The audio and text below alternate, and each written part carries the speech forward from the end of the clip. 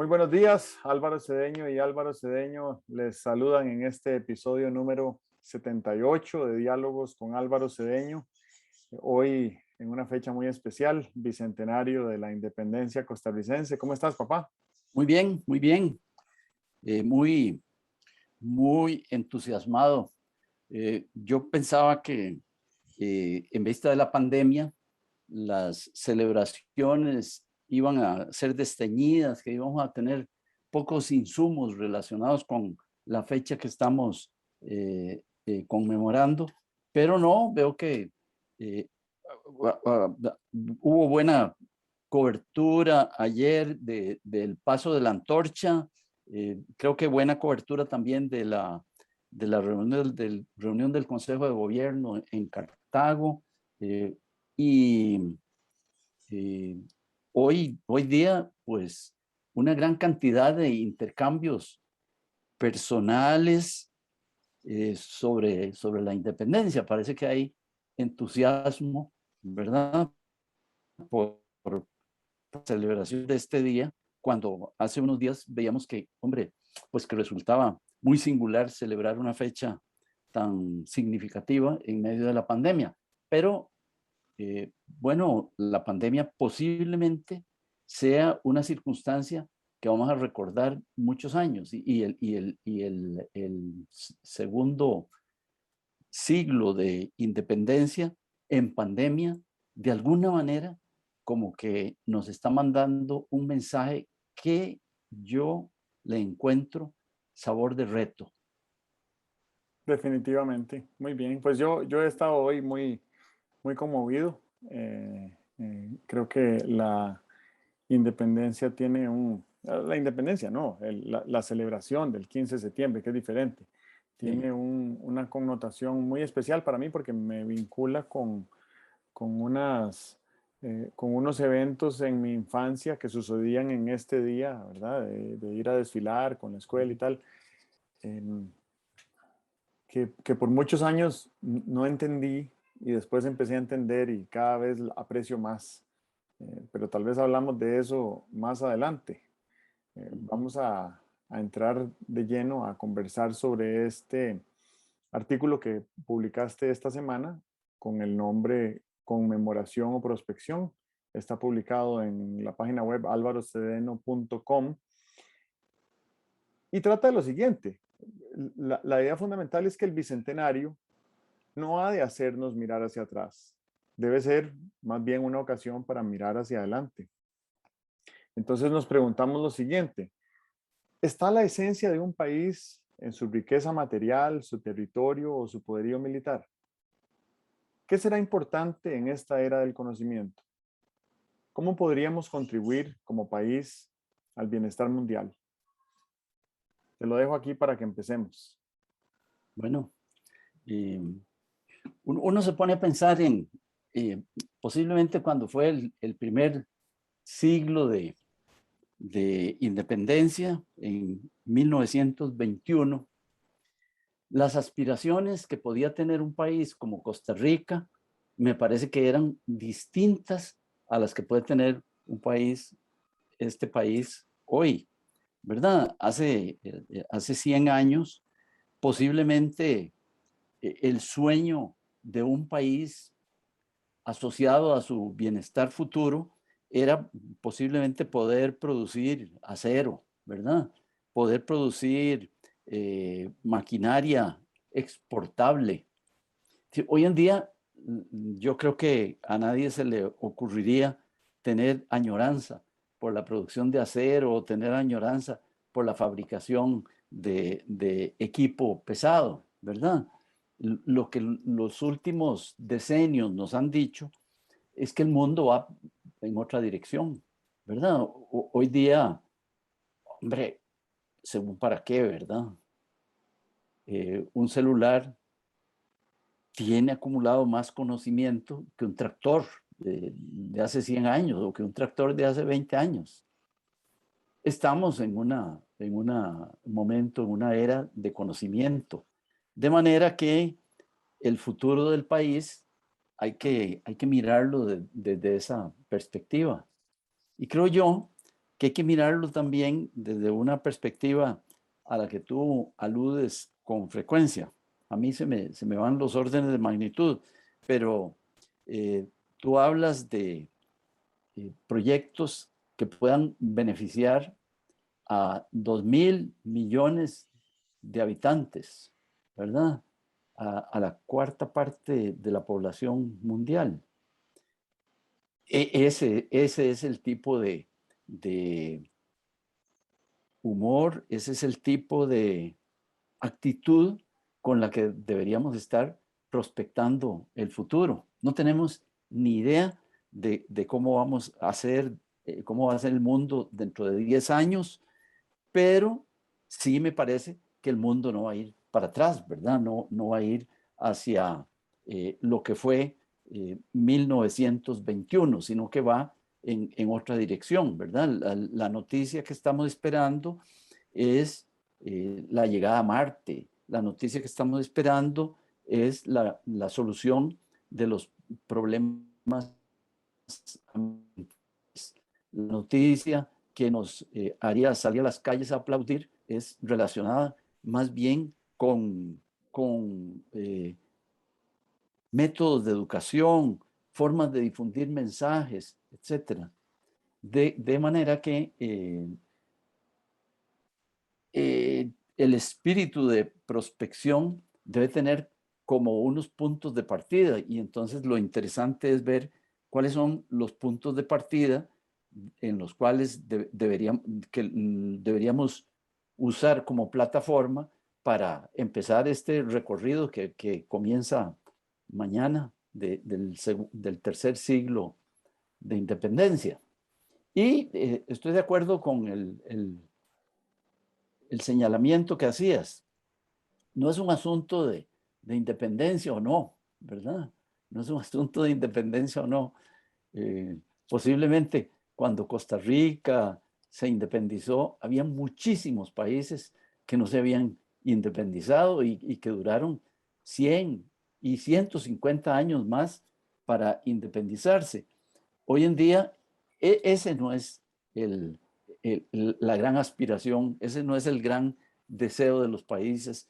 El gran deseo de los países, creo, que deberían dar en otros rumbos, ¿verdad? Sí, ayer estaba viendo unas imágenes en celebración de la independencia del Bicentenario costarricense, una del Cristo de Ipanema en Río de Janeiro, en Brasil, con una proyección de luz de noche con los colores de la bandera de Costa Rica, muy emocionante. Y Sí. otra de la ciudad de Singapur, o el país de Singapur. Singapur es una ciudad en realidad, un Sí. país del tamaño de una ciudad.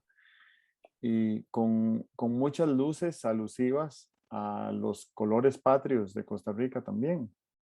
Y entonces me, me hizo pensar que en los últimos 30 años, tal vez, la imagen de Costa Rica se ha difundido por el mundo. Eso no es algo que le ha sucedido a todos los países. Eso es algo que le ha pasado a muy pocos países en realidad.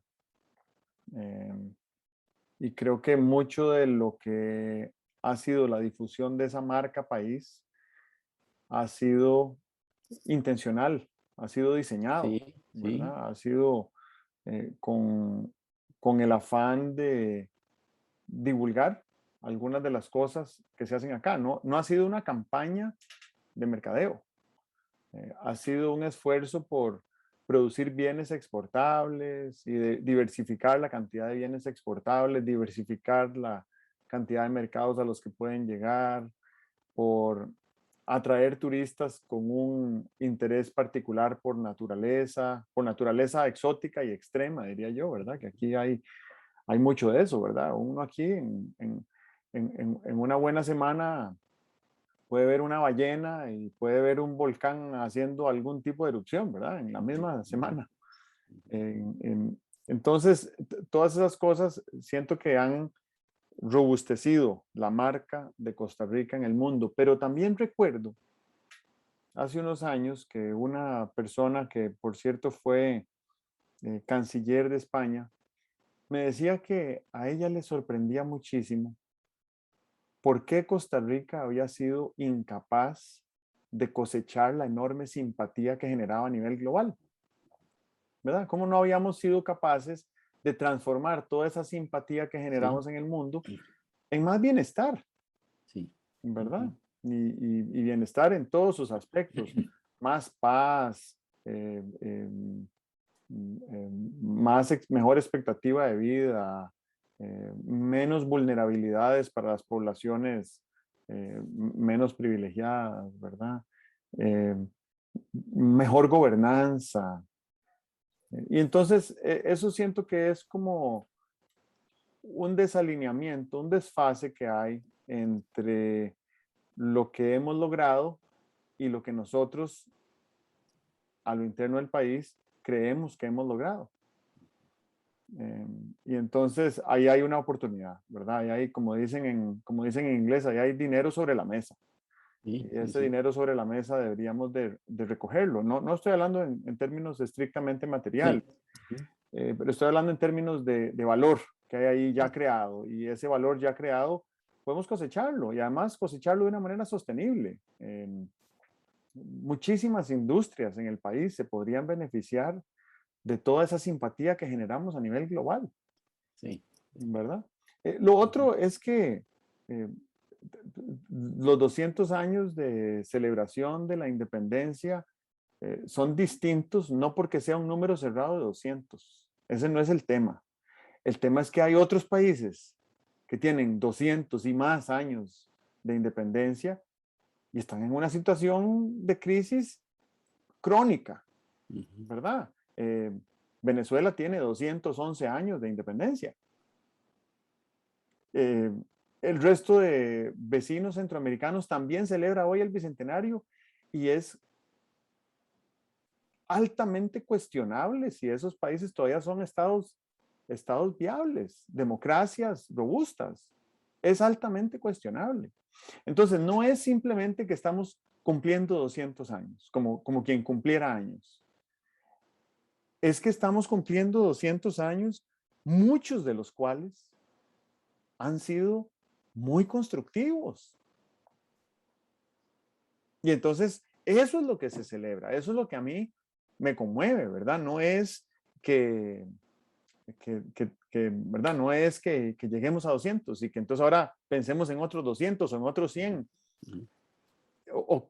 Ni siquiera es que estamos en una pandemia, ¿verdad? Es que, vamos a ver, eh, bueno, hay tantas cosas que yo creo que son como las raíces de un árbol y después es un tronco muy robusto y después hay unas ramas muy frondosas y hay unos frutos alcanzables y nutritivos que tienen que describirse como un todo, ¿verdad? Nosotros no podemos aislar la celebración de la independencia y decir, 200 años de que llegó esa carta o 200 años de que se definió la capital. Ese no es el asunto, esa es la historia, ¿verdad? Pero a partir de ahí hemos sabido tomar unas decisiones que han tenido un impacto incalculable en el bienestar de las comunidades futuras. Ese es el asunto.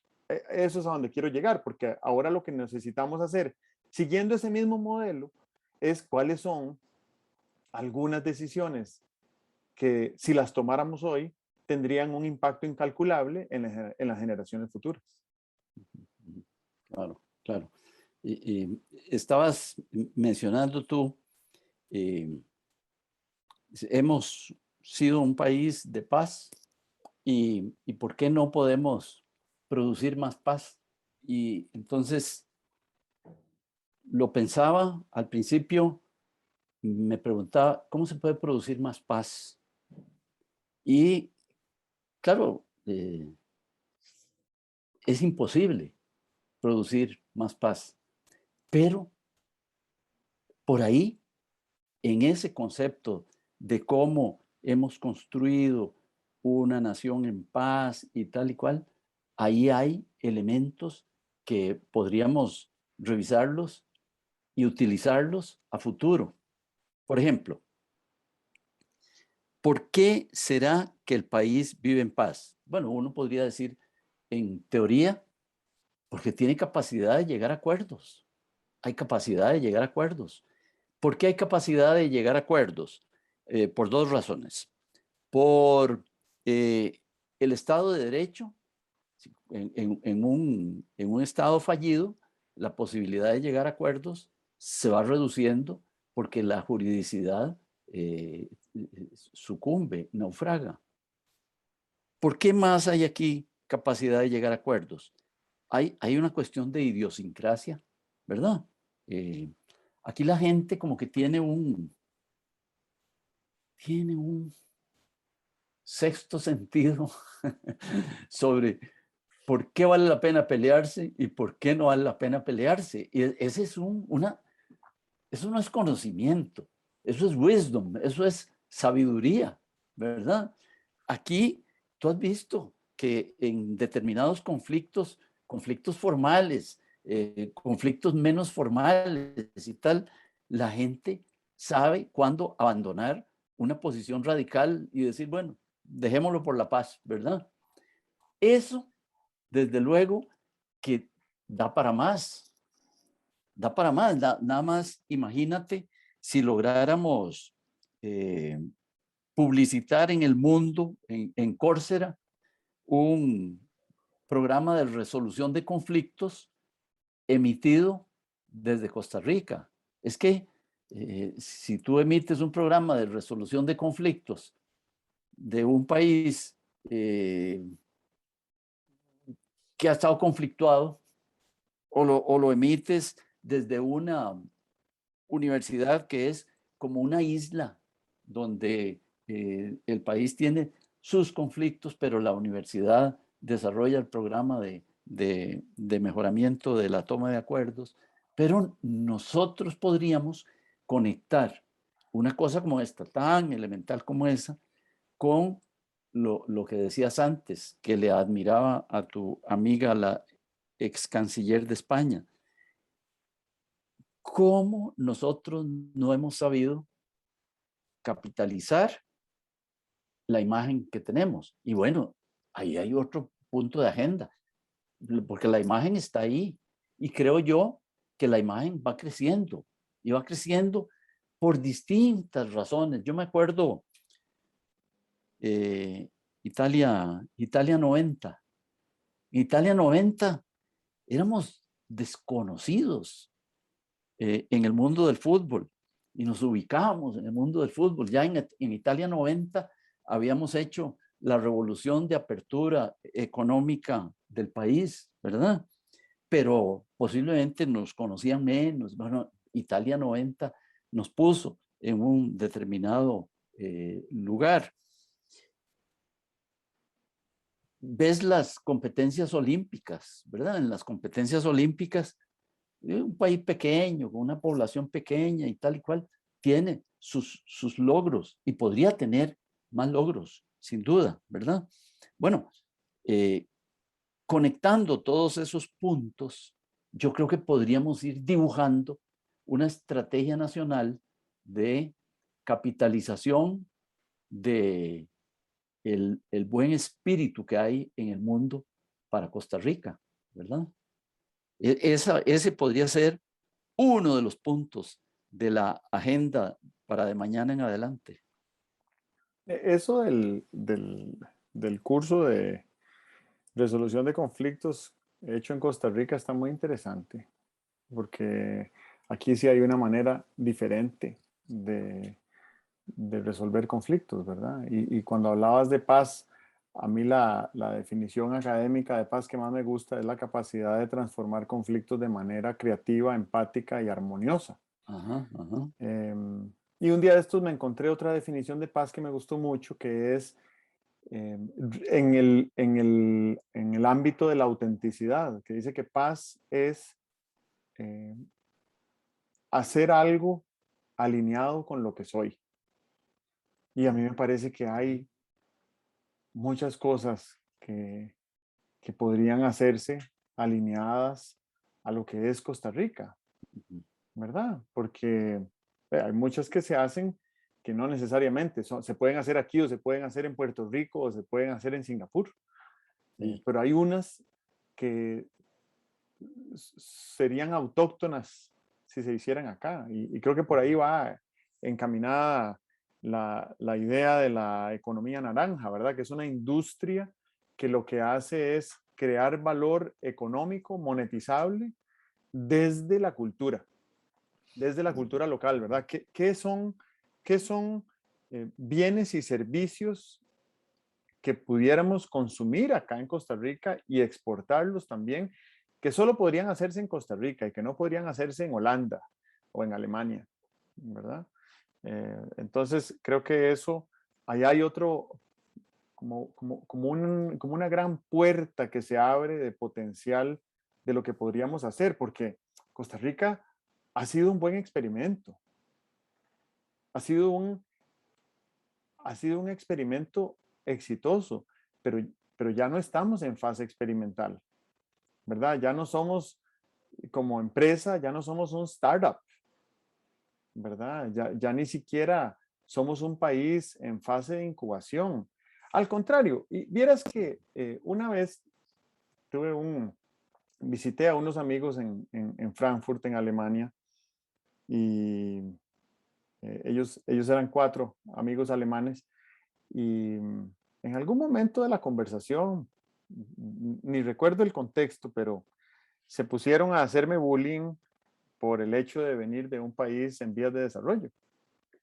Y entonces era un bullying amistoso, ¿verdad? No, nada muy grosero, pero les hice la reflexión de que las fronteras costarricenses, la del norte y la del sur, pues han estado estables desde muchas décadas antes que las sí, fronteras alemanas, claro, claro. ¿verdad? Entonces, si van a decir que Costa Rica es un país en desarrollo, pues revisen las fronteras que ustedes tienen, porque la última vez que las fijaron fue un estropicio, ¿verdad?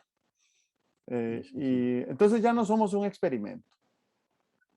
Y ahora creo que somos un país que se empieza a consolidar. Y yo diría que este año, tal vez, el hecho más simbólico eh, que podría servirnos como conmemoración del bicentenario es el ingreso a la OCDE como miembros plenos, porque eso Ujú, ujú. nos cataloga, nos da una certificación de país maduro. No voy a decir ni moderno ni desarrollado, pero sí un país maduro. Y entonces, ya con la madurez que nos corresponde, ¿qué vamos a hacer al respecto? ¿Verdad? Porque nunca, nunca en la historia, ni en la de los 200 años que pasaron, ni en la de los 200 años que vienen, va a ser fácil convivir en un país. No es fácil para Alemania tampoco, Sí, claro. Ujú, ¿verdad? Ni para Italia, ni para Japón. ujú, Eh, ujú. hay que hacer esfuerzos constantes por mantenerse actualizados, por adaptarse, por seguir creando valor, por ser capaces de visualizar riesgos y amenazas futuras en el horizonte, por identificar tendencias de hacia dónde va el mundo y ver de qué manera podemos aprovecharnos de ellas. Eh, yo le sigo la pista a 5 industrias en particular que están cambiando a una velocidad exponencial. Quiere decir que de repente un día vamos a decir, mira, así como surgió el teléfono inteligente, surgió tal cosa. Bueno, esas 5 industrias son la industria de los alimentos, la industria de los materiales, la industria de la energía, la industria del transporte y la industria de la información. Y nosotros estamos en, en un en una intersección de ríos a donde lo que vienen son unas cabezas de agua gigantescas y nosotros estamos en un barco relativamente robusto, pero no sabemos si ese barco aguanta la embestida de esos tsunamis, ni si esos tsunamis, esas cabezas de agua van a venir una por una, van a venir en desbandada todas juntas y tenemos que prestarles atención, porque podría ser que en algunas de ellas, y me parece que hay 2 o 3 de ellas, en las que hay enorme potencial para que nosotros digamos, vamos a montarnos intencionalmente en esa cabeza de agua, porque la verdad es que ya no tenemos problemas de flotamiento, no se nos está metiendo el agua, tenemos buenas las velas y si algo sale mal, ahí hay un andarivel del cual nos podemos guindar, ¿verdad? Y entonces yo creo que en materia de producción de alimentos, nosotros aquí estamos bastante listos para empezar a hacer experimentos en biotecnología y ver de qué manera podemos eh, hacer alteraciones biotecnológicas de precisión en hongos, por ejemplo, y que eso nos permita producir una enorme cantidad de proteínas muy alimenticias sin sin tener que poner ganado a pastar y tener que sacrificar ganado y ese tipo de cosas. O en materia de transporte también, ¿verdad? Yo creo que el transporte dentro de unos cuantos años va a dejar de ser contaminante y también va a dejar de ser choferiado. Vamos a dejar de tener choferes. Bueno, yo voy a dejar de ser chofer y también va a dejar de ser chofer el que me lleva en Uber, ¿verdad? Y esas son oportunidades que deberíamos de aprovecharlas anticipándonos a ellas antes de que lleguen y nos pase lo que le ha pasado a los taxistas en este país que no vieron venir Uber Claro, claro. y entonces siguen ahora alegando que Uber es ilegal cuando Uber es la industria que ha generado más empleos en Costa Rica en los últimos 4 años, ¿verdad?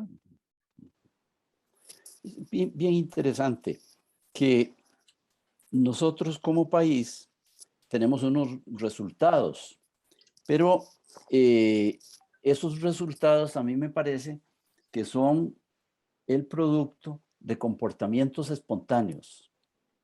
Eh, yo pienso que nunca nos pusimos a pensar cómo es que deberíamos eh, ejercer en un país democrático, cómo es que deberíamos cultivar el respeto a la institucionalidad del sufragio y tal. Han sido posiblemente comportamientos espontáneos que se han ido imitando por ahí, ¿verdad?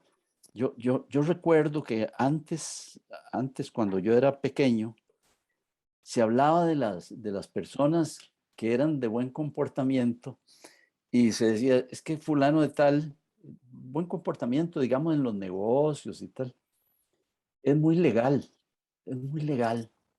Y me llamaba a mí la atención, todos entendíamos lo que quería decir legal, ser legal. No mentir, no engañar, no intentar pasar gato por liebre. Esas eran y son rasgos de la cultura costarricense, rasgos espontáneos del costarricense. Aquí de mentir no está bien, ¿verdad? Y engañar no está bien, y fingir no está bien. Ok, esos comportamientos espontáneos posiblemente tengan sus raíces y sería interesantísimo que lográramos hacer una indagación de cuáles son las raíces de el comportamiento, ¿verdad?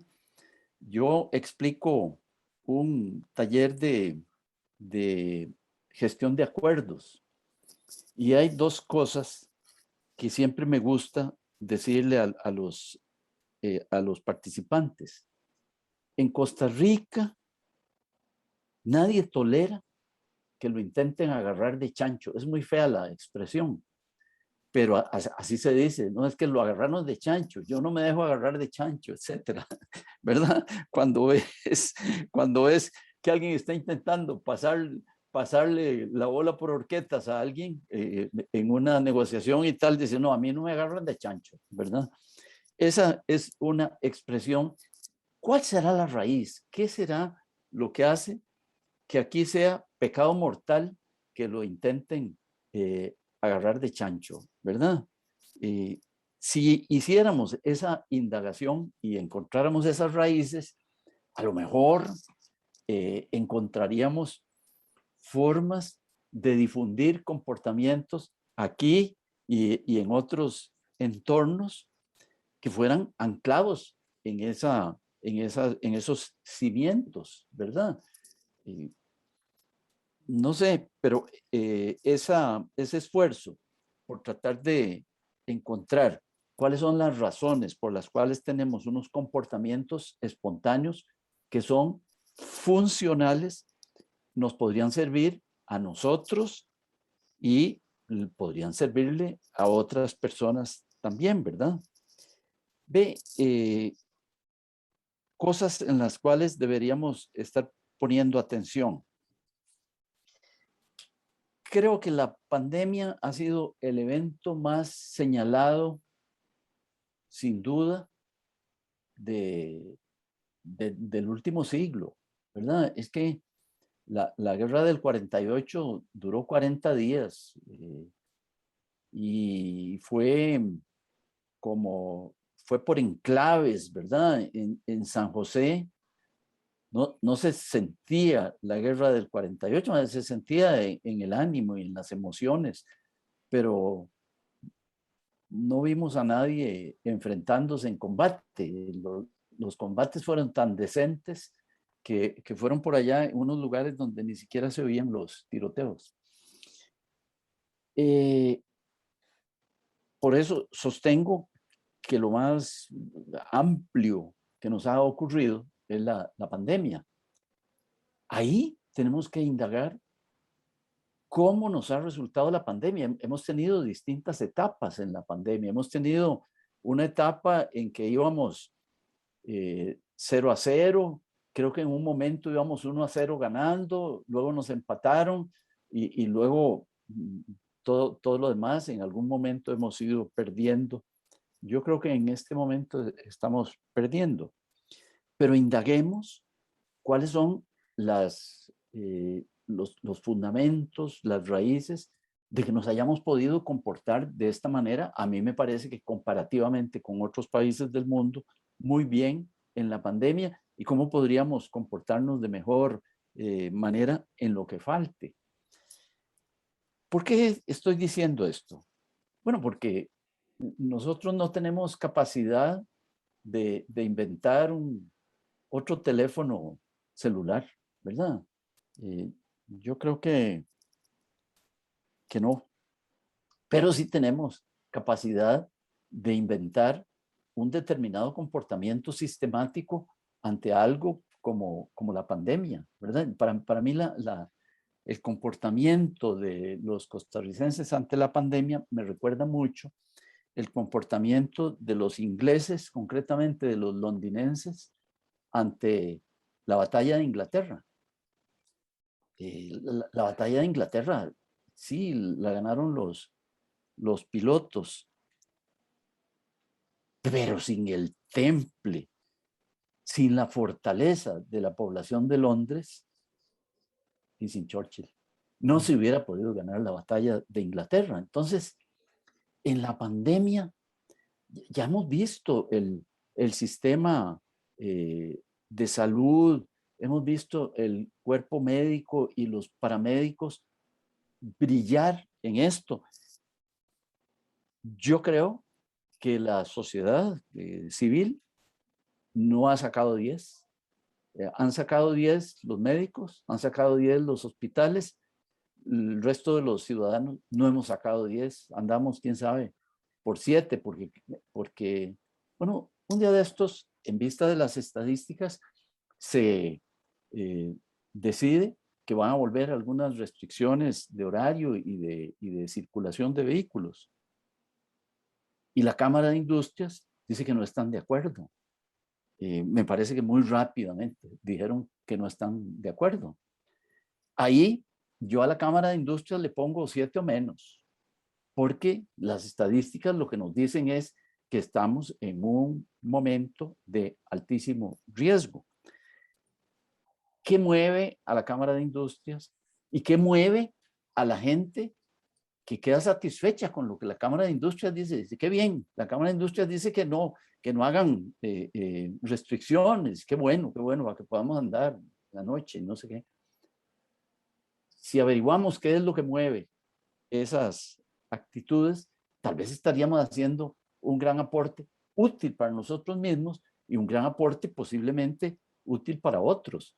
Yo no dejo de pensar en los nómadas digitales y en la posibilidad de que de aquí, alrededor de la pandemia, saliéramos con una serie de aprendizajes, no solamente procedentes de investigaciones hechas por nosotros, sino investigaciones conjuntas de grandes instituciones del mundo con investigadores costarricenses, porque aquí suelen ocurrir, han ocurrido por 200 años cosas singulares que la ciencia social, no puede ignorar. Qué profesor tan generoso darle un 7 a la Cámara de Industrias. Mira, dos cosas. Primero, cuando estabas hablando de agarrar de chancho, yo siento que aquí vivimos en una cultura muy legalista.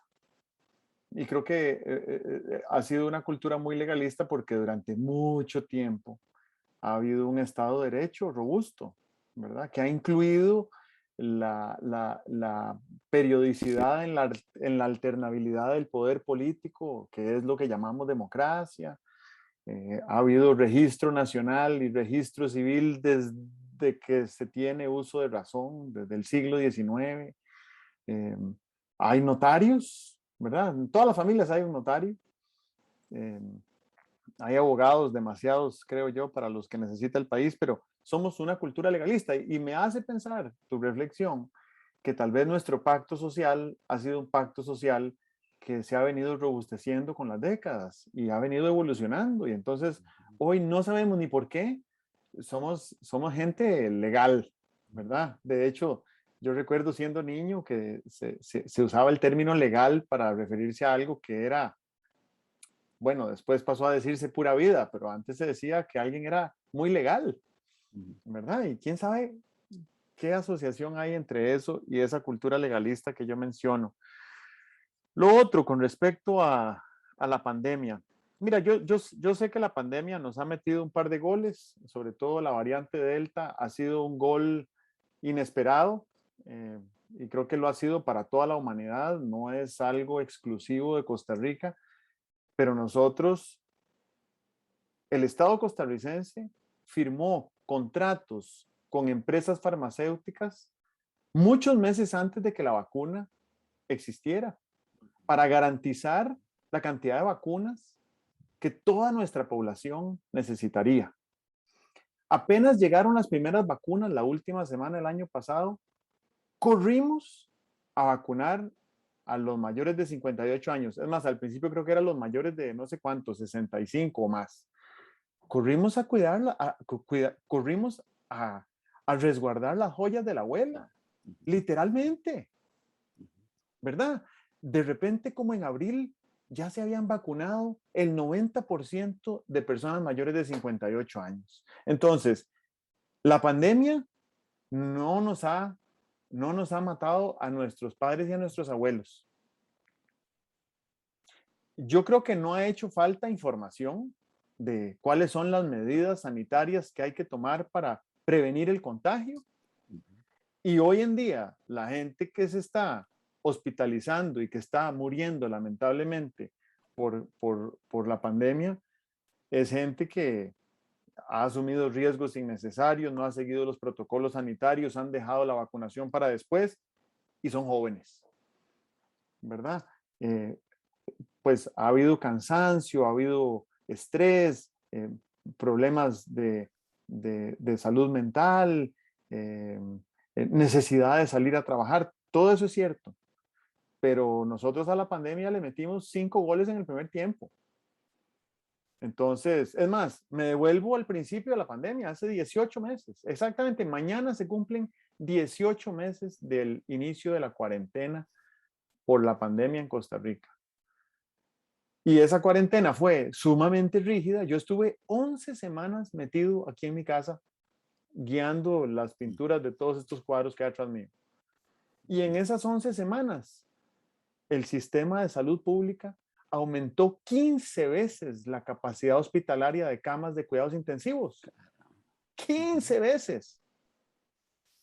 ¿verdad? Si nosotros hubiéramos seguido por la libre, hubiéramos estado como estamos hoy desde hace un año y medio, completamente saturados en capacidad hospitalaria. Y bueno, sí, no es agradable que la variante Delta nos esté golpeando tanto, Sí. pero yo le puedo reclamar muy poco a las autoridades sanitarias y a las autoridades de gobierno por eso, sobre todo que creo que las autoridades de gobierno llegaron a un punto en el cual ya no tenían el capital político necesario para mantener el pulso con la Cámara de Industrias y otros actores similares, ¿verdad? Entonces tuvieron que soltar y al soltar, pues obviamente que los contagios aumentaron y eso ha tenido una serie de implicaciones, pero sigue siendo cierto lo que era cierto al principio de la pandemia, de que si no hay salud, no hay economía, ¿verdad? Claro, claro. Entonces, la mal llamada reactivación económica, porque creo que a nadie nos sirve que la economía vuelva a ser lo que era la década pasada, la mal llamada reactivación económica no va a optimizarse, no va a llegar a su punto de mayor fluidez si tenemos 3.000 enfermos nuevos cada día, ¿verdad? Entonces, ahí yo creo que también necesitamos poner en perspectiva todo lo que ha significado esta gesta. Es una pena que la celebración del Bicentenario se haya visto opacada por la pandemia, pero como decías hace un rato, también me parece que la pandemia probablemente va a ser más memorable que el Bicentenario y cuando nos demos cuenta de que la pandemia sucedió justo durante el Bicentenario, vamos a sentir que habrá sido una gesta bien librada, Sí. ¿verdad? Obviamente que a mí a veces me ataca el pesimismo de pensar que esta crisis la pudimos haber aprovechado mejor y pudimos haber incubado unas transformaciones Claro. que nos hubieran podido catapultar a ser un país de avanzada en unos pocos años. Pero cuando yo leo un artículo como la reflexión que salió en la revista The New Yorker hace un par de semanas, contando por qué Costa Rica tiene una expectativa de vida más alta que Estados Unidos, yo digo, bueno, no, de ahí es que Levi's se adelantó 20 años a su época y probablemente lo que viene ahora y que un país como Costa Rica lo está empezando a demostrar es la telemedicina. Y dentro de 15 años vamos a decir, mira, ya ahora no hay que ir al médico, ¿verdad? Ahora uno tiene un aparato que le mide todos los datos de la salud y además tiene un teléfono por donde le chequean y le mandan mensajes y a uno le monitorean la salud antes de que se enferme. Creo que hacia allá vamos y eso me reconforta y me consuela, aunque sigo sintiendo que por lo menos en materia de educación pública pudimos haberle metido un par de goles al sistema y no se los metimos, ¿verdad? Sí, sí. Un par de cosas que quisiera decir.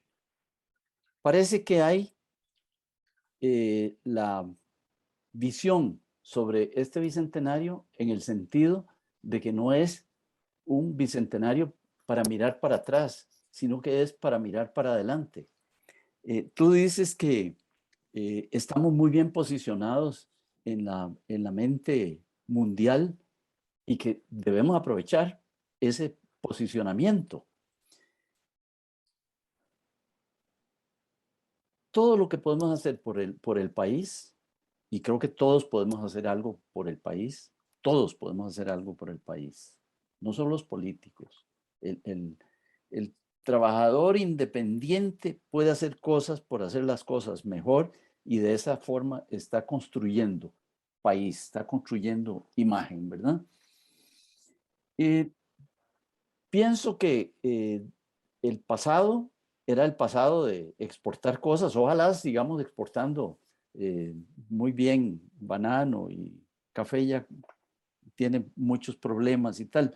Pero el futuro da para seguir exportando. Hoy hemos hablado de que una exportación que podríamos desarrollar es la exportación de buenas formas de convivencia, porque nos sale muy fácil, no tenemos que hacer mucho esfuerzo para convivir adecuadamente. Y para generalizar esto, yo creo que si tuviera que escribir la primera línea de una agenda para de mañana en adelante, de mañana 16 de septiembre en adelante, yo diría que nuestro compromiso nacional haría bien en conectarse con la producción de más bien común para este país y para el mundo.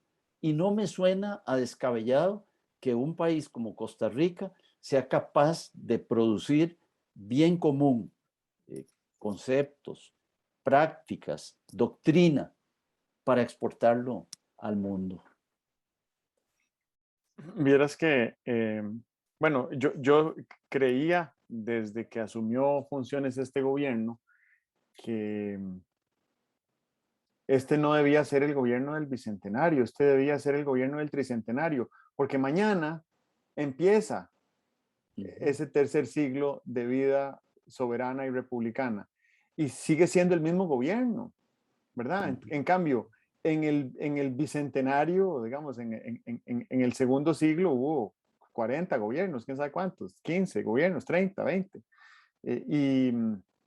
Y ahí siento que faltó visión. Creo que fue más un espíritu de conmemoración histórica que de visión a futuro. Y entonces, pues resulta que en estos últimos 3 años, desde que asumió funciones este gobierno, más o menos 4 años, los últimos 4 años, nació Inga, mi hija menor, y también murió mi abuela, tu madre. Y ella murió avanzado su año número 104 de vida. Entonces, yo siempre digo que si Inga va a tener la misma Longevidad. longevidad de tu mamá, entonces ella va a vivir en el año 2121, que es el año del tricentenario. Y entonces hoy estaba haciendo la reflexión siguiente. Pues en realidad las decisiones que tenemos que tomar de generar incalculable bienestar para las generaciones futuras, a quienes se refieren es a mi hija y a su generación, Sí. ¿verdad? Entonces reflexiono en las decisiones que se tomaron hace 100 años y esas decisiones se tomaron por nosotros, ¿verdad? Y entonces, ¿cómo hacemos? Se tomaron para que Inga hoy viviera en la libertad que vive Claro. en este país, ¿verdad? Entonces, ¿cómo hacemos para que las decisiones que tomemos hoy impacten de manera incalculable el bienestar de los nietos de Inga, Muy ¿verdad? bien. Así Ujú. es. Muy Bueno, bien. da para Bueno, mucho esto, pero creo sí, que claro, tenemos claro. que Ujú. dejarlo aquí. Eso es. Muy bien. Ok, que estés muy bien. Qué bien. Nos vemos entonces. Ok, nos vemos. Chao.